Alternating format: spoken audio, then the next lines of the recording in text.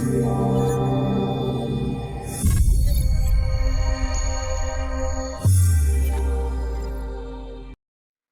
guys, welcome to the Paint with Lovejoy website. This is the place for first time and beginners to get comfortable with the painting process. If you have never painted, I am definitely the teacher for you. I will give you permission to play, to create with your hands, and I do consider this adult kindergarten, where you get to make memories with yourself or with loved ones. And you will notice that creative time is something that you will reference for the rest of your life. I do encourage you to send me photos of your paintings.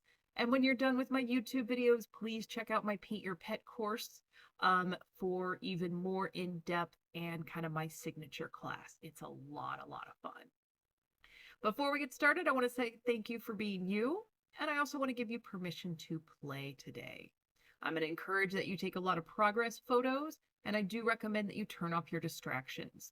Put your phone on mute. Please know that mistakes will happen. We call them happy accidents. And I'm going to encourage you to breathe throughout the painting process. Here are your recommended supplies and the colors for this particular video. This video also has a traceable, a line drawing at the beginning, and you can either purchase the traceable and transfer, or you can pause the video and draw it freehand, whichever you feel comfortable doing. Again, progress photos are important. And I'm going to encourage that you pause and play the video as much as you need and rewatch anything that you want. Now let's go ahead and get started painting.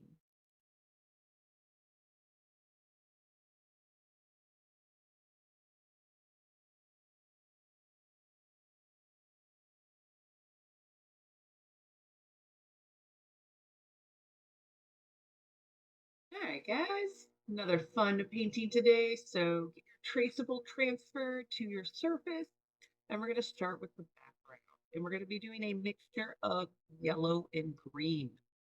Now I am starting with the green, adding a little bit more yellow. You could do it opposite. It could be a different shade. You have full permission to change the shades today, or with really any of my paintings. But I am using that medium or large flat brush, that mixture of green and yellow. And I do recommend, if you're one of my beginner painters, apply your paint a little bit thicker. It's going to be easier for coverage of the texture of the canvas, and then it's actually going to be easier when we do a lot of our blending today. And this series of videos, I want you to play with color, play with the variation. We're going to focus on perimeter mixing and kind of brush control for our blending.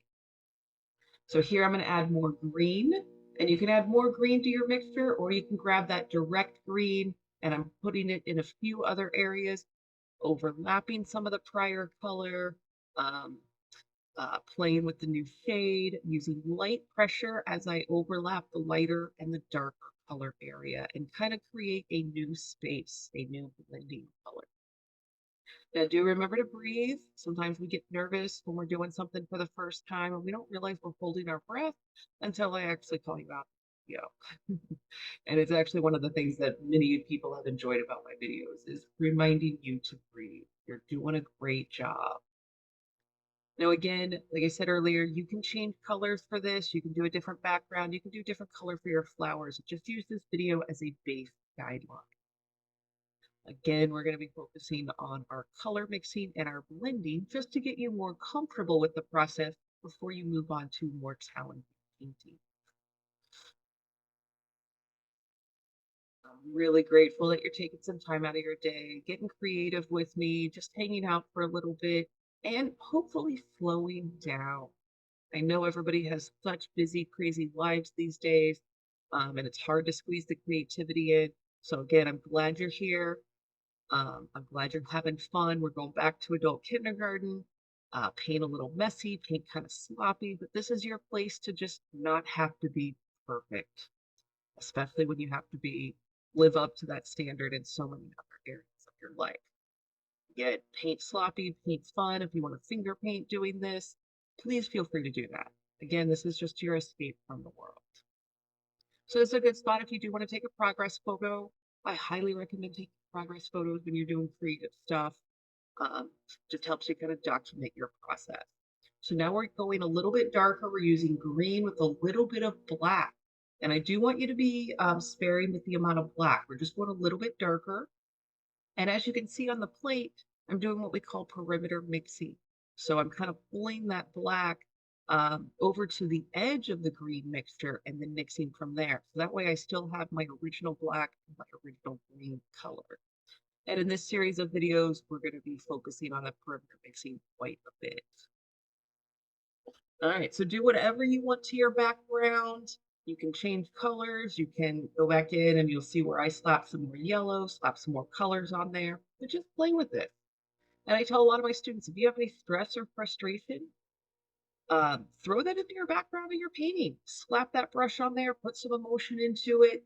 Um, we don't usually solve too many problems here, especially from a distance and through video, but it's amazing how much better you feel when you literally slap that brush on the canvas. Maybe think about something that frustrated you and hit that brush against that surface, and more therapeutic than you would realize.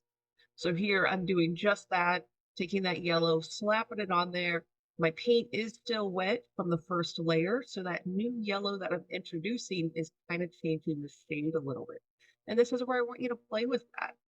Play with your background, throw some of those colors on there, play with the pressure of your brush too. Light pressure creates a little bit smoother effect. More pressure creates a little bit more of the brush strokes. Again, snap those progress photos, do everything that you want to your background, and then we're going to move into the flower. So for the flower, I did move down to a smaller brush, smaller flat brush, and I'm starting with a white and yellow mixture. And we're actually going to recreate this process petal by petal for this plumeria. As I'm applying this yellow and white mixture, I'm using the flat brush, but I'm holding it sideways. So it's the long, skinny version, almost like little dash marks that I'm making, and kind of radiating my brushstrokes from the center, moving out. Now I'm grabbing some yellow, direct yellow, as I pull that color in towards the center of the flower. This is overlapping that light yellow. And then here I'm going to grab that yellow with a little bit of red, tiny, tiny amount of red to place in that center. And you don't need a whole lot of it. Now, don't stress out.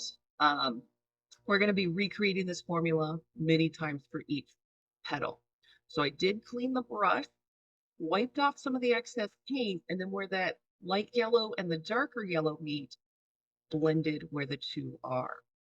So just play with that. And it's important that you have kind of a clean brush, not dripping water. Now I'm making the light pink, starting with the white, little bit of red to make that light pink. And we're going to go to the end of that petal. I'm going to bring it right up to the yellow, but not quite overlap it just yet. Go. Again, you're going to get good practice with this. We're going to do this for each petal, and then we'll actually do a second round because I am using thinner student grade paint. So a second round helps beef up the intensity of the color. So again, I cleaned that brush, wiped off the excess paint, and just moving my brush back and forth with light pressure between that light yellow and the pink. You can go back and grab some of the pink if you need to kind of rehydrate your paint, and just softening that transition. You'll kind of create a new um, light yellow, not quite orange, but a little yellow pinkish color in this transition. All right, and here I'm adding more red to my pink mixture, and you can use your pointy brush if that's more comfortable. Putting that darker red or the darker pink on the edge, wiping off the brush, and then with light pressure, pulling that dark red or the darker pink into that lighter pink. Now, if this felt a little too overwhelming, don't stress out. Remember to breathe. We're going to recreate this process 4 more times. And then we'll repeat the process yet again to give us a more opaque coverage. So with practice, you just get better, more comfortable. So you're doing great. You're learning a lot. Be kind to yourself. Go ahead and take that progress photo, and then we're going to recreate this process on the next petal. All right, so starting over again, we're starting with that white and yellow, still using that medium flat brush, holding the brush sideways and radiating out the brush strokes kind of in that middle section. I am overlapping those traceable little lines. And again, I'm holding that brush sideways just because I kind of like that mark making. But if you find something that's more comfortable, please feel free to stick with that. Now we're grabbing that yellow and going towards the center of the petal and overlapping the light yellow. Then you can clean the brush, wipe off or dry off some of the paint. So it's just no paint, but a moist bristle. And then where the light yellow and the yellow meet, light pressure, move your brush back and forth, and you soften that line between the two shades. Continuing on, we're moving into the light pink, and that was white with a little bit of yellow. We're going to fill in that remaining edge of the petal. Then we'll go in and blend where the pink and the yellow meet. And then we'll go in with the darker pink on the edge and the tip of the petal. You're doing great. Please go at your pace. You do not have to keep up with the pace of the video. You could pause the video as much as you need. And this isn't a race. Like I said, go at your pace. If you do one petal a day, that's fine. Just the fact that you're painting every day makes me very excited. All right. So we did some of that smoothing. Now we're moving into the darker pink on the edge. And again, placing that darker pink and then blending that into the base light pink. You'll kind of find your groove. So again, don't force, don't judge, just enjoy the process. If you're finding that your brush is shaky and you're nervous, exhale as you touch the brush to the canvas, and that's going to help smooth out and steady out your hand. Again, not a rush. Take your time, kind of get lost in the movement of what it feels like to move this paint, what it feels like to slow down, and just enjoy the process. Another good spot to take a progress video or progress photo. If you're doing video, awesome. Please send those to me. And again, we're going to recreate that process. So you can start to see where this practice makes you more comfortable doing the exact same procedure on all the petals. So again, that yellow and white mixture, getting that center and middle of the petal on there. Then we're going to grab the yellow, go for the center, making it a little bit more intense yellow. Wiping off the brush with the excess paint. And with a damp brush, going back to where the yellow and the white meet and light pressure, kind of softening that line between the two shades. Now, as you do this, feel free to rotate your canvas. If it's easier for you to hold it in a particular position, rotate the canvas as needed. I keep it the same orientation strictly because I'm creating this video for you guys. All right, so going to the light pink, the white with a little bit of red, filling in that space. Then yet again, we'll wipe off that brush, blend where the two colors meet, and then add our darker color on the tip.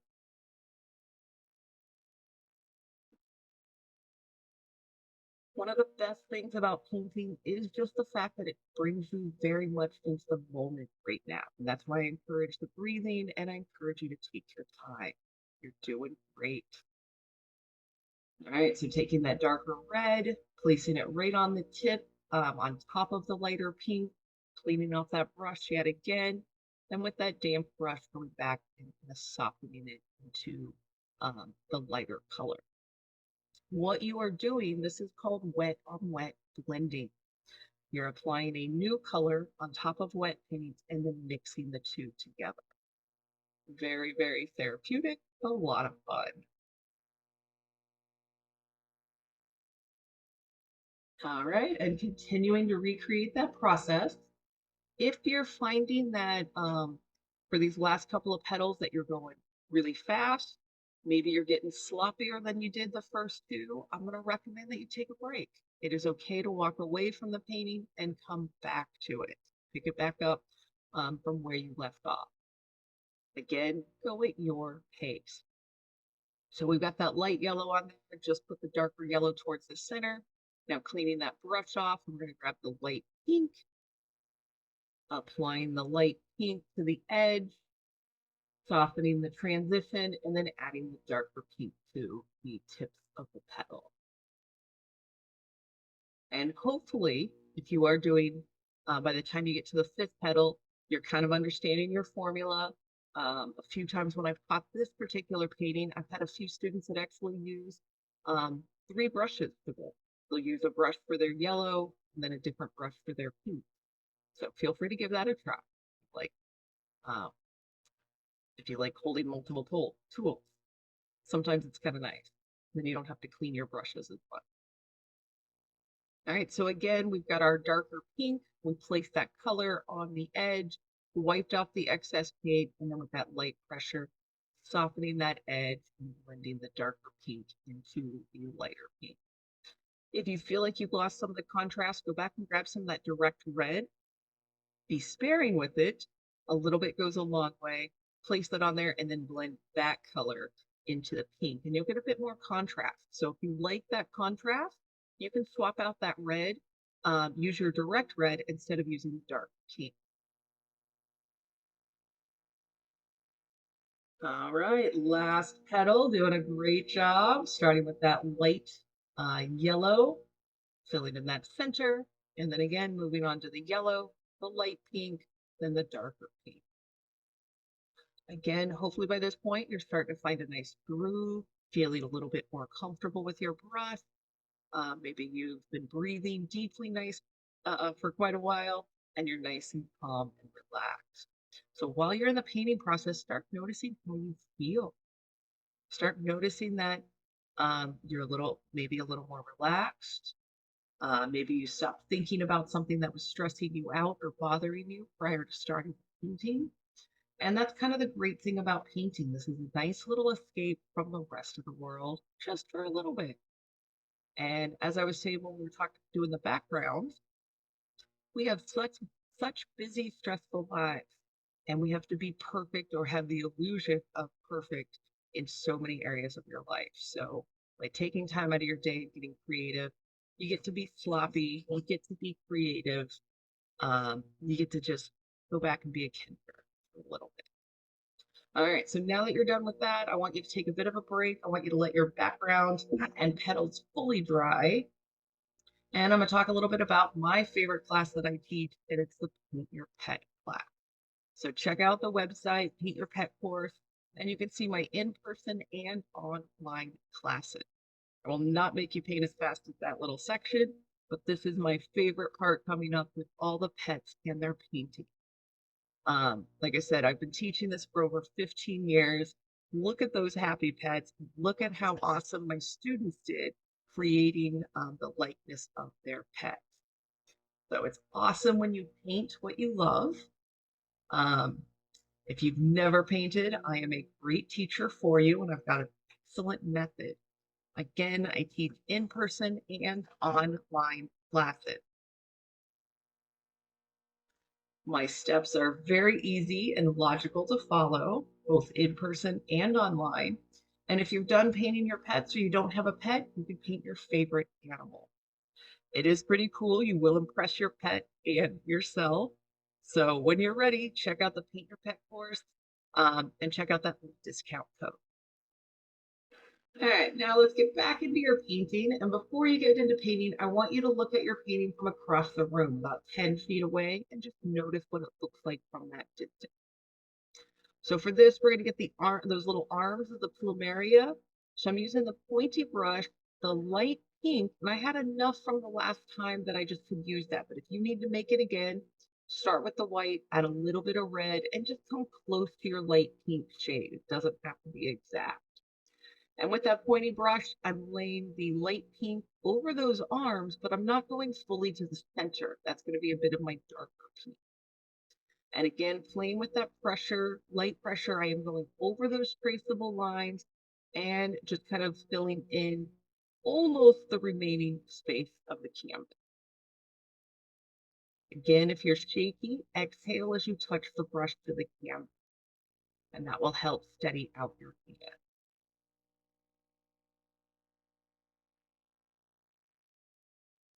Right, now we're gonna go a little bit darker.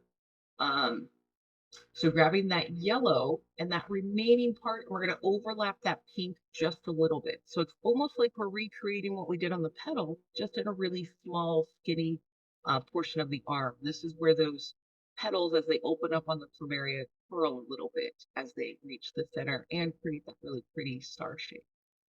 So again, that direct yellow is going on that remaining space of those little arms and then overlapping the pink just a little bit. And after this step, there should be zero canvas space showing on your painting. We still have more layers we're going to do on top of this, so don't worry. So still using the pointy brush, I'm going to do a little bit of red and yellow. Start with the red, add a little bit of yellow, and this is going to be for that dark center. So it's literally just a dot in between all those arms. My yellow is still a little bit wet, so I am doing little dots. And I'm almost creating another star shape as I'm pulling just a tiny amount of this darker color into the center of each of those petals. And again, it's really, really minor. Then you can grab some of that direct red and just place a little dot in the center for a bit more intense contrast. All right, and then going in with that dark pink yet again, and I had to make it fresh because mine was dry on my plate. We're gonna get a few little details. So on each of those little arm areas on the right-hand side of it, almost kind of outlining where the traceable is. There we go. And what this is doing is just giving a little hint of a shadow, a little hint of where this is curling over each petal as it opens. Again, play with that pressure, light pressure, treat your brush kind of like a pencil to where you're just almost holding the brush perpendicular to the canvas and using the last 2 millimeters of that brush. We're going to do the opposite side with white paint, giving it a bit of a highlight, and we'll put it a little bit on the petal area. So again, on that left-hand side of each petal, kind of on the top, there we go. And then the left-hand side of those little arms that we were just doing, kind of on the opposite side that you just put that darker pink. And again, what this is doing is give the illusion of a 3D object on a flat 2D surface. And if you were taking your progress photos and you took a progress photo prior to us adding the white, you can kind of flip back and forth between those pictures and see that difference of what one color can make. So this is taking shape really nicely. I'm going back and just adding a few little, cleaning up a few highlights, but take your progress photo. And if you need to, if you were using thin paint and you need to do round two, you can follow this next section. If you used opaque paint and you're already pretty nice and covered, you can skip this step and you're kind of done with your painting. So again, if you need to do round two, and again, this is for those of you that have thinner, more transparent paint. You can do round two. And it is pretty cool how it makes more opaque coverage, looks a little bit more cleaned up, and just looks nice. So we're recreating that whole process that we did for the flowers. So we're doing the light yellow. Then if we need to, we'll add some pink. And on mine, because I outlined my traceable with a Sharpie marker, for those of you at home that pause the video and drew what you saw, I need to do a second layer on mine to compensate for that dark. So I really need to add the light yellow, the white and yellow mixture over those traceable lines. And it may be kind of hard to see on the video, so if you pause it, take a screenshot, and then zoom in, you'll be able to see the little hint of the traceable on mine, and that's what I'm covering up right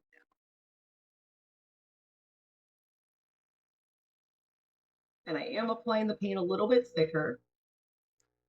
So again, you can do this with any painting that you need to. If you don't like how thin or you don't like how you can see all your brush strokes, applying a second layer gives you a more opaque coverage.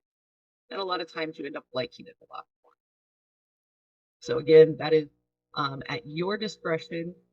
and how much you might want to do. So here I'm going in, intensifying my yellow, cleaning that up a little bit, only because it needs it. If your painting does not need it, just forward the video to the next part or consider your painting done.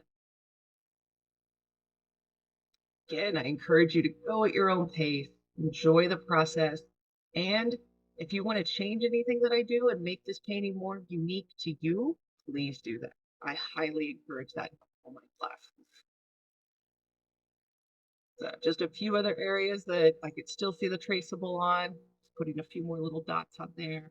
Don't stress too much about getting all of that taken care of and covered up, because again, keep in mind, most of the time when we look at a painting, we're across the room about 10 feet away. So that's why I encourage you to look at your painting from that distance, so that way you can kind of see how other people are viewing the painting.